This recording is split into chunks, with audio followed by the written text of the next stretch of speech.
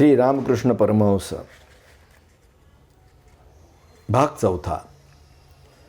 ह्या वारंवार दर्शनाने, कालीमातेच्या दर्शनाने रामकृष्ण यांच्या मनाचे समाधान झाले नाही, तर परमेश्वराने स्वतः निरनिराळ्या स्वरूपात आपणाला दर्शन द्यावे व परिपूर्ण करावे असा हेतू धरून त्यांनी कित्येक वर्ष घोर तपश्चर्या केली.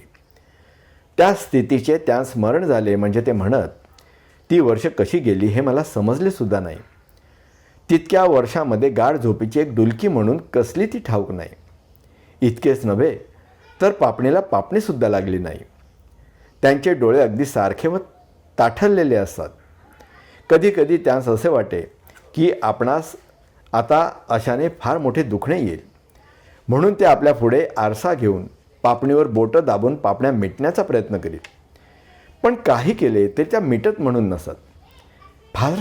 फारच त्रास झाला म्हणजे ते मोठ्याने ओरडत आणि म्हणत, आई, अगं माझी आई, तुझे ध्यान करणे, तुझ्यावर भक्ती ठेवणे ह्याचे हेच का फल? असे त्यांनी म्हटले की प्रसन्न मुद्रेच्या वाणीतून निघाल्याप्रमाणे मंजूळ शब्द ऐकू येत की, माझ्या बेटा, तुझी देहावरील प्रीती उडाल्याशिवाय, तुझी लव मात्र अहंता मोडल्याशिवाय तुला सम्यक ज्ञान कसे प्राप्त होईल? त्यावर त्यांनी नम्रपणे उत्तर द्यावे, ईश्वरी तेजाचा झोत येऊन तो माझे मन नाहीसे करील व मला पुढे नेईल. ते जगज्जनाला म्हणत, माते, हे मला पातकी मनुष्याकडून मिळणार नाही, ते मी फक्त तुझ्याकडून शिकेन. ह्यावर पुन्हा शब्द होय. होय बेटा, तेच खरे. ते म्हणत, मी माझ्या शरीराकडे मुळीच लक्ष देत नसे. माझ्या केसाच्या जटा झाल्या होत्या तरी त्याची मला शुद्धी नव्हती. माझ्या पुतण्यात हृदय मला दररोज वाढून घेऊन येत असे. ते मी कधी खाई कधी खात नसे. तो माझ्या तोंडात घास घाली तरी त्याची मला दाद नसे. म्हणून ते अन्न घशाखाली उतरण्याची बहुतेक मारामारच पडे.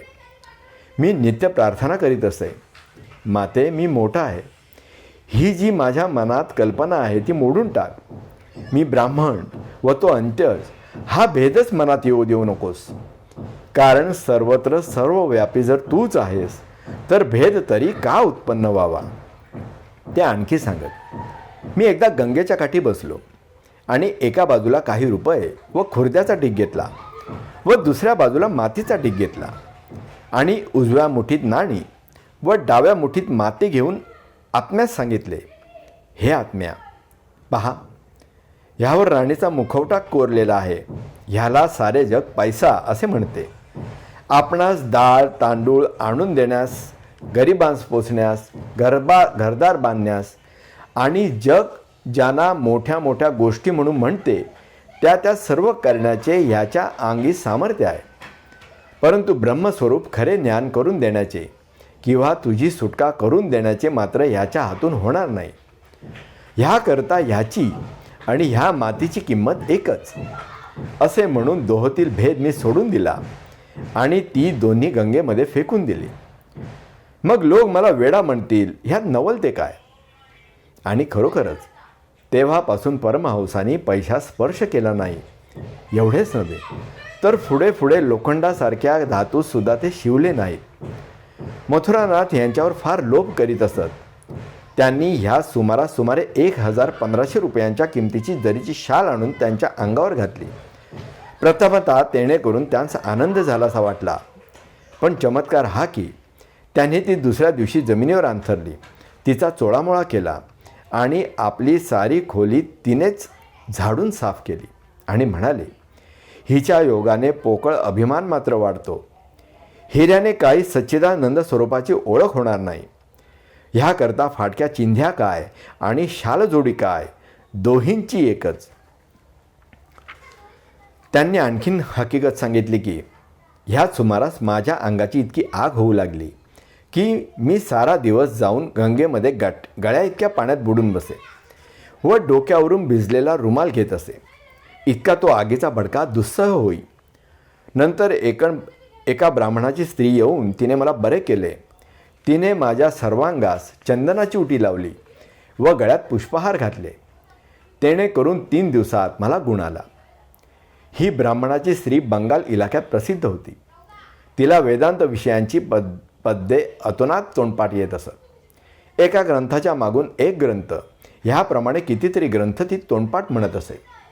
ती मोठमोठ्या पंडितांशी वादाला उभी राही. तिने सर्वसंग परित्याग करून योगाभ्यास केला होता. त्यामुळे तिच्या अंगी लोकोत्तर अशी योगिक शक्ती होत्या.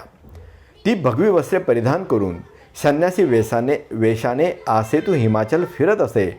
व ती कोण होती, तिचा जन्म कोठे, वंश कोणता किंवा तिचे नाव काय ह्यापैकी कोणासच काही ठाऊक नव्हते.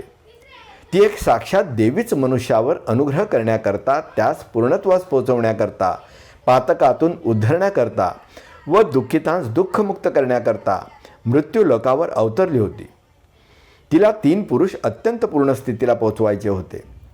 त्या सहाय्य करण्यासाठी ती आली होती. रामकृष्ण ह्यास देवीने वचन दिले होते की मी येऊन तुला सिद्ध होण्याचा मार्ग दाखवीन. त्याप्रमाणे परस्परांची दृष्टादृष्ट होताच तिने त्यांना ओळखले व त्यांनी तिला ओळखले.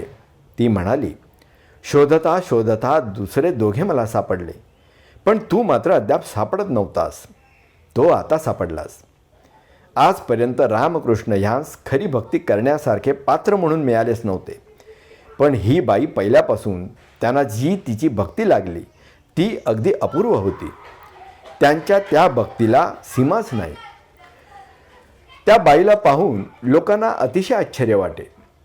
ती असे प्रतिपादन करी की रामकृष्णाची योग्यता मजहूनही अधिक आहे. तो काही वेडा नव्हे असे तिने सिद्ध करून दिले. तिने वैष्णवातील कितीएक लोकांची उदाहरणं देऊन सांगितले की ह्या ईश्वर भक्ताच्या स्थितीच्या पायऱ्या आहेत.